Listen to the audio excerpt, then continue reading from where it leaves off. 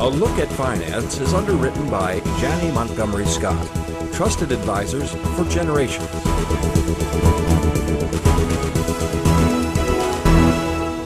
Welcome back, everyone. It's Thursday.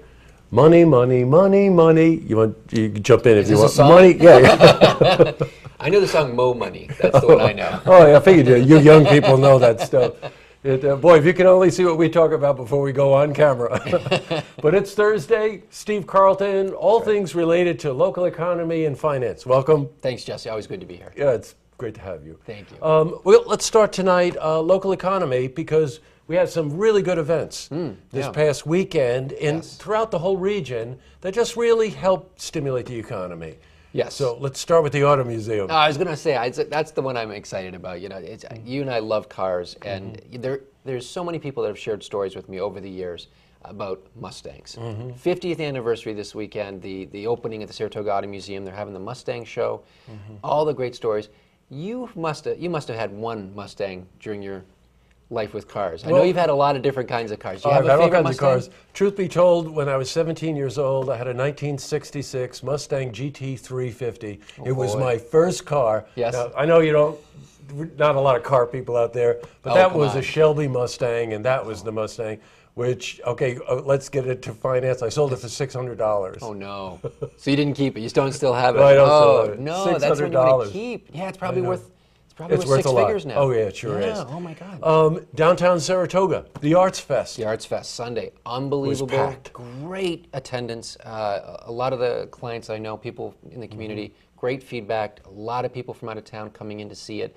And talk about just building up an audience. The Saratoga Arts Fest has just really taken off, and just wonderful, wonderful business, small business development in the arts. So that was a great, fun thing. And really matching it is the Lyric Festival up in Glens Falls, which was also another big success. Packed. Yeah. Great for downtown businesses. It really great is. for small business. Yep. It for the local economy. Yeah, we've talked a lot about it. Yeah, I think that's great. People underestimate the value of the arts. They really how much it can contribute in so many levels to the economy, drawing people into the community. Right. Something a little more functional on this topic would be if people are going to do these kinds of events and stimulate the economy, where do they park?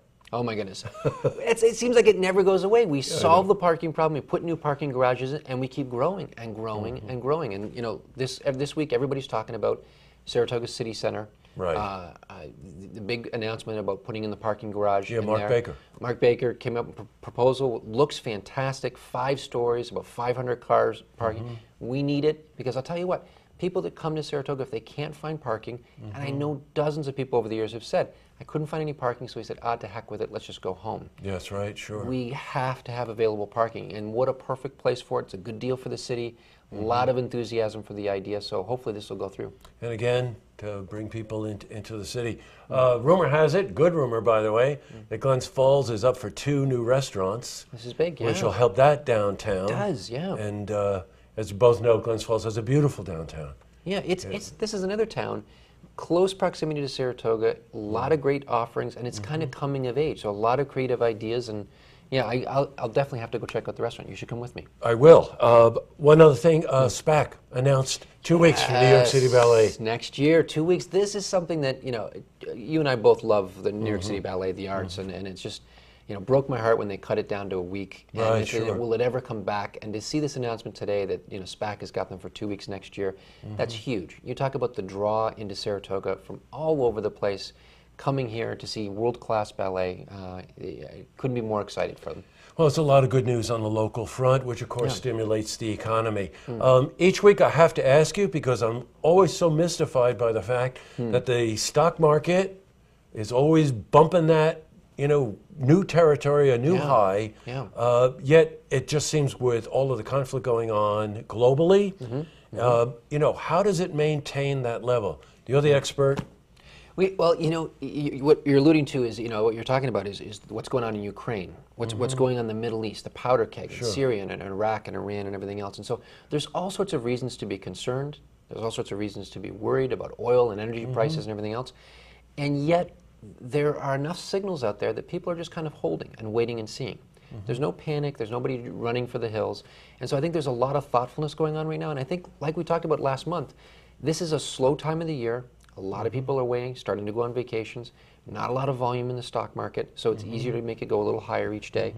And I think what's happened is Janet Yellen spoke today, kind of put people at ease. That's right. And I think so far nobody's making any major moves because the direction's not yet clear. We've had some negative news. Guidance in first and second quarter wasn't as good as expected. Unemployment was better. So Right. those mixed signals, I think it's good, enough good news there and enough possible news ahead of us in third and fourth quarter. People are just having a wait and see policy. Yeah, the wait and see. I think, what was the phrase you said to me? Sell in May and go away, or something like it. Wasn't that some Yeah, I phrase was you going to said say, to me? let's go get a summer, go to the Yeah, lake, I and know. yeah, that's been a big thing. But what sort of gets to me is that I think to myself, none of these. Okay, so something happens in Iraq, that's going on with the insurgency now, and you just think to yourself, oh my God, this is going to have an effect on the stock market, and it isn't really. People really just seem to be holding and looking and seeing and weighing the options. It depends on the degree. Right, So you're, okay. you're right. We're seeing oil priced in Europe at $114, $115 a barrel, but the local oil prices are staying 105, 106. Right. So it's not traumatic enough to affect it. If we see oil move to 130 or 140, like in years past, where these things, that's when it starts to have a real drag on the economy. We're not yet there. Got it. Okay. But again, this is a wild card. There's so much uncertainty but what I'm noticing is people aren't making any major moves. They're really just measuring and waiting and seeing, because there isn't really clear indication yet. There's good news Sure. and bad on the table. Yeah, I get it. And like you said, the Fed chair spoke today, the president spoke today. Any major forecast numbers out there that people should be aware of? I know they usually come the end of the month, don't they? Well, you talk about forecasting. I think it's one of those things that I don't have a crystal ball with me today, and I think the biggest challenge I think people have in this industry is projecting where we're going to be 3 months from now or 6 months from now. And so a lot of projections for this year were growth in GDP of 3% or better, and it's coming in at 1%, or maybe less. And so Right. I think we have to be really, really careful and cautious not to do too much of our planning, too much of our investing based on predictions. We can use it as a measure, we can use it as kind of a bellwether to kind of get a feel for things. But I think this is the time of year where you don't make any big moves. You wait Right. and see. And I think third and fourth quarter are going to be really critical. We're going to be looking to see what things look like. If unemployment gets better, does oil prices back Yes, off? that's right, sure. Those kinds of things. I think there's enough political headlines that could affect things. But no, I think really what Janet Yellen did today, put people at ease. We're going to continue down this track. Don't overreact. Interest rates are very accommodative.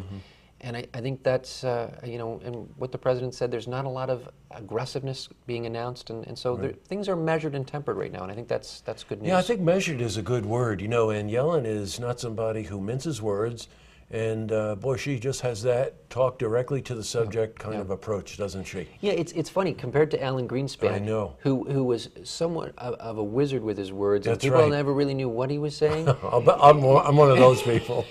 I think Janet's been very, very deliberate. Yes. And I think she's been very, very clear. I think she's not trying to deceive or confuse the message. I think she's being very, very direct. And I think that's what we need right now, is not double talk, but direct. Here's what we think, here's what we're saying. And I appreciate that kind of candidness. Well, I tell you something, that's what I like about you, too. You're always very much that way whenever you Thank speak you. about this subject. Hey, in New York State, something caught my attention today. Doesn't look like the minimum wage is going to be, the minimum wage increase is not going to be passed in this session. In New York, it looks like this session's not going to happen. There's not enough votes in the Senate, the Assembly to get this through. And so I think this isn't off the table, though. I think there's a lot of pressure to move wages higher. The Democrats, this is a major policy thing that they're going to carry, initiative that they're going to carry forward. But I think there's enough concern with Republicans saying that the economy is still too weak. Small businesses are saying we can't afford to raise wages right now. That's right. And so there's this, it's really, really difficult. It's a very, very difficult conversation. There's a need for better wages. But when the economy's in the situation that it's in, this is not going to play out anytime soon. Well, you know what? Again, it's sort of the aspirational wishes, and everyone wants people to do better. Stimulates the economy, there's more disposable income, all of those kind of equations. But when you're facing, as a small business owner, Sure. you face higher medical costs, you might have to face higher minimum wage costs. Something's got to give someplace. Yeah. And as we know, I think you were telling me, this affects people's decisions on whether to be in New York State or not. Absolutely. New York State, the biggest thing I hear from small business owners is not that they don't want to increase their employees. They want employees to have the health care. They want the employees to have a better livable wage. You know, these small business owners, it's almost like their employees are family. And you see that a lot.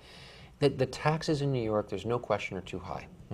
And I think that in order for us to compete not only globally, but nationally with other states, sure. we've got to do something with taxes. And so, you know, there's a lot of talk going into this election of what's the response is going to be, not just in New York, but nationally.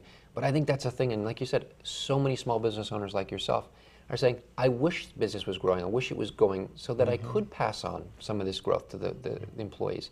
I just think, honestly, their businesses are too tight right now to do another increase. You know, I can vouch for it firsthand. I can tell you firsthand. Hey, look, next week we're moving very close to July 1st. That'll be a 6-month mark for this year. We've got some analysis I'd love to do with you to take a look at what happened the first half of 2014. We'll have a few more forecast numbers. Yes. And, of course, some good local discussions about businesses opening and events going on. Yeah, there's some great stuff coming down the road, so that'll be fun. Including the barbecue this weekend at my place. Barbecue? Can I bring the steak? Because I know you're probably going to get me to try to have one of those veggie burgers. What's the matter with a veggie burger? I don't believe there's such a thing as a veggie burger. If veggie burger. I'm bringing the steak. Okay, you can bring the steak. So I'll see you next week. Sounds good. Thanks so much. Good to see you. To see this interview again, head to our website, looktvonline.com.